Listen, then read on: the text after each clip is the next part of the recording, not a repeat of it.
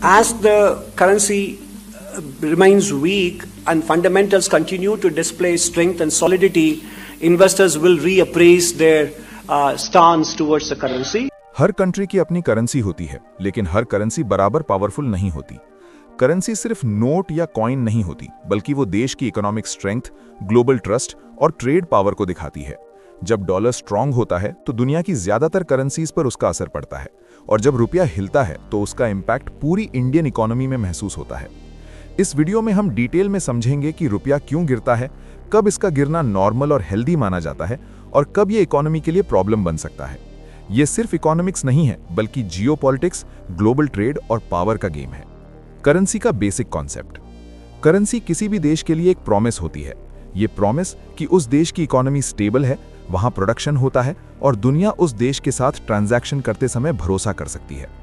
अगर किसी कंट्री की इकोनॉमी प्रोडक्टिव और डिसिप्लिन्ड होती है तो उसकी करेंसी पर ट्रस्ट बढ़ता है, और जब ट्रस्ट कम होता है तो करेंसी वीक होने लगती है। इसलिए करेंसी का गिरना या बढ़ना सिर्फ एक नंबर नहीं होता, बल्कि इसके पीछे कॉन्फिडेंस, रिस्क और फ्यूचर एक्सपेक्टेशंस होती हैं। एक्सपोर्ट इकोनॉमी बनाम इंपोर्ट इकोनॉमी। चाइना और इंडिया की करेंसी पॉलिसी को समझने के लिए उनकी इकोनॉमिक स्ट्रक्चर को समझना जरूरी है। चाइना एक एक्सपोर्ट ड्रिवन इकोनॉमी है, उसकी ग्रोथ का बेस ही एक्सपोर्ट्स पर टिका है। इसलिए चाइना जानबूझकर अपनी करेंसी युआन को बहुत ज्यादा स्ट्रांग नहीं होने देता। वीक युआन का मतलब है कि चाइनीज प्रोडक्ट्स दुनिया के लिए सस्ते रहते हैं और एक्सपोर्ट्स कॉम्पिटिटिव बने रहते हैं। इंडिया का मॉडल इससे अलग है। इंडिया एक इंपोर्ट हैवी इकोनॉमी है। क्रूड ऑयल, गोल्ड, इलेक्ट्रॉनिक्स और डिफेंस इक्विपमेंट जैसे प्रोडक्ट्स इंडिया को बड़े स्केल पर इंपोर्ट करने पड़ते हैं। इसलिए रुपए पर हमेशा ये प्रेशर रहता है कि वो बहुत ज्यादा न गिरे, वरना इंपोर्ट्स बहुत महंगे हो जाते हैं। लेकिन अगर रुपए को आर्टिफिशियली बहुत स्ट्रांग रखा जाए तो एक्सपोर्ट्स को नुकसान होता है। इंडिया के लिए बैलेंस बनाना सबसे बड़ा चैलेंज है। एक्सचेंज रेट क्या होता है? एक्सचेंज रेट का मतलब होता है दो करेंसीज के बीच वैल्यू रिलेशन।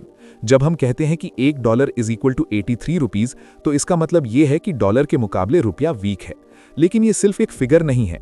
यही फिगर डिसाइड करता है कि इंपोर्ट्स कितने महंगे होंगे, एक्सपोर्ट्स कितने कॉम्पिटिटिव रहेंगे और फॉरेन इन्वेस्टर्स का बिहेवियर कैसा होगा। एक्सचेंज रेट पूरी इकोनॉमी के लिए एक सिग्नल की तरह काम करता है। एक्सचेंज रेट सिस्टम के 3 मॉडल। Fixed exchange rate. इस सिस्टम में गवर्नमेंट पहले से करेंसी का रेट फिक्स कर देती है। मार्केट फोर्सेस का रोल बहुत कम होता है। शॉर्ट टर्म में ये स्टेबिलिटी देता है, लेकिन लॉन्ग टर्म में फॉरेक्स रिजर्व्स पर भारी प्रेशर डालता है। इंडिया ने इंडिपेंडेंस के बाद 1971 तक ये सिस्टम फॉलो किया। Floating exchange rate.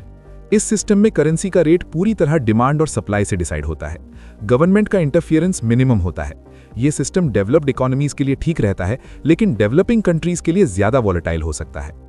Managed floating exchange rate. India का मॉडल। इंडिया अभी मैनेज्ड फ्लोटिंग सिस्टम फॉलो करता है। इसमें मार्केट रेट डिसाइड करती है, लेकिन आरबीआई बीच बीच में इंटरवीन करता है ताकि सडन क्रैश या एक्सट्रीम वॉलेटिलिटी ना आए। इसे सबसे प्रैक्टिकल सिस्टम माना जाता है। इंडिया का एक्सचेंज रेट हिस्ट्री। इंडिपेंडेंस के बाद 1971 तक इंडिया ने fixed exchange rate system follow किया। रुपया पाउंड स्टर्लिंग से लिंक्ड था और गवर्नमेंट कंट्रोल काफी ज्यादा था। इस पीरियड में एक्सपोर्ट्स लिमिटेड थे और फॉरेक्स रिजर्व्स भी कम रहते थे। 1971 में ब्रेटन वुड्स सिस्टम कोलैप्स हो गया, जब अमेरिका ने डॉलर को गोल्ड से अलग कर दिया।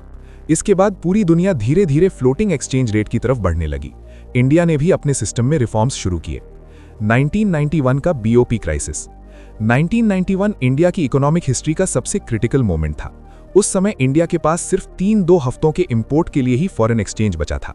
सिचुएशन इतनी खराब हो गई थी कि इंडिया को अपना गोल्ड गिरवी रखना पड़ा था। इस क्राइसिस के बाद रुपए को लगभग 18% डिवैल्यू किया गया और आईएमएफ से लोन लिया गया। ये क्राइसिस इंडिया के लिए एक टर्निंग पॉइंट बन गया। लिबरलाइजेशन और फ्लोटिंग रेजीम।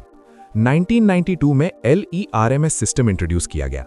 इसके जरिए रुपए को ग्रेजुअली मार्केट के साथ अलाइन किया गया। इन रिफॉर्म्स के बाद इंडिया के एक्सपोर्ट्स बढ़े, आईटी सेक्टर ग्रो हुआ और इंडिया ग्लोबल इकोनॉमी का एक्टिव पार्ट बना। बैलेंस ऑफ पेमेंट्स क्या होता है? बैलेंस ऑफ पेमेंट का मतलब होता है किसी एक पीरियड में कंट्री के अंदर आने वाले और बाहर जाने वाले पैसों का रिकॉर्ड। एक्सपोर्ट्स, एफडीआई और रेमिटेंस से पैसा अंदर आता है, जबकि इंपोर्ट्स, डेट रीपेमेंट और गोल्ड ऑयल परचेज से पैसा बाहर जाता है। जब आउटफ्लो ज्यादा हो जाता है तो रुपए पर प्रेशर आता है। रुपया 40 हो जाएगा, एक मिथ। जब मोदी गवर्नमेंट आई थी तब रुपया लगभग 58 के आसपास था। लोग कि रुपया 40 तक पहुंच जाएगा, लेकिन इकोनॉमी इमोशंस या फेथ से नहीं चलती। इकोनॉमी डेटा, प्रोडक्टिविटी और पॉलिसीज से चलती है।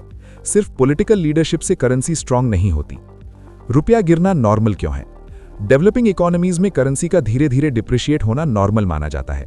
इन्फ्लेशन डिफरेंस, कैपिटल नीड्स और ग्रोथ के कारण ऐसा होता है। जापान, साउथ कोरिया और चाइना जैसे देशों ने भी अपने ग्रोथ फेज में वीक करेंसी का इस्तेमाल किया। प्रॉब्लम तब होती है जब करेंसी को आर्टिफिशियली बहुत स्ट्रांग या बहुत वीक बना दिया जाए। कंट्रोल्ड और ग्रेजुअल मूवमेंट को ही हेल्दी माना जाता है। IMF का view, crawl like arrangement. IMF के मुताबिक इंडिया की करेंसी एक क्रॉल लाइक अरेंजमेंट में है। इसका मतलब है कि रुपया न पूरी तरह फ्री है और न ही फिक्स्ड। RBI इसे एक नैरो बैंड में धीरे धीरे मूव करने देता है ताकि इकोनॉमी को शॉक से बचाया जा सके और एक्सपोर्ट्स कॉम्पिटिटिव बने रहें। अमेरिकन डॉलर का ग्लोबल रोल। डॉलर सिर्फ अमेरिका की करेंसी नहीं है, बल्कि वो वर्ल्ड की रिजर्व करेंसी है। ऑयल ट्रेड, डिफेंस ट्रेड और इंटरनेशनल सेटलमेंट्स का बड़ा हिस्सा डॉलर में होता है। इसलिए जब डॉलर स्ट्रांग होता है तो बाकी करेंसीज पर प्रेशर आता है और रुपया भी उससे अलग नहीं है। ट्रंप, टैरिफ्स और रुपए पर असर। ट्रंप एडमिनिस्ट्रेशन ने इंडिया पर टैरिफ्स लगाए जिसका डायरेक्ट इंपैक्ट इंडियन एक्सपोर्ट्स पर पड़ा। डॉलर इनफ्लो कम हुआ, फॉरेन करेंसी फ्लो घटा और रुपए पर प्रेशर बढ़ा। ये रुपए के वीक होने का एक इंपॉर्टेंट एक्सटर्नल फैक्टर रहा। FDI आउटफ्लो और मार्केट वैल्यूएशन। फॉरेन इन्वेस्टर्स हमेशा रिटर्न और रिस्क देखकर डिसीजन लेते हैं। जब उन्हें लगता है कि इंडियन मार्केट्स ओवर वैल्यूड हो चुके हैं और दूसरे इमर्जिंग मार्केट्स सस्ते हैं, तो वे अपना पैसा बाहर निकालने लगते हैं। इस नेट FDI आउटफ्लो का डायरेक्ट असर रुपए पर पड़ता है। गोल्ड, सिल्वर और रुपया। इंडिया दुनिया का सबसे बड़ा गोल्ड इंपोर्टर्स है। जब लोग ज्यादा गोल्ड और सिल्वर खरीदते हैं तो इंपोर्ट बढ़ता है और उसके लिए डॉलर चाहिए होता है। डॉलर डिमांड बढ़ने से रुपया वीक होता है। रेमिटेंस, इंडिया का साइलेंट सपोर्ट।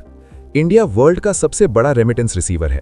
NRI द्वारा भेजा गया पैसा फॉरेक्स रिजर्व्स को मजबूत करता है और रुपए को नेचुरल सपोर्ट देता है। ये फैक्टर अक्सर हेडलाइंस में नहीं आता, लेकिन रुपए के लिए बहुत इंपॉर्टेंट है।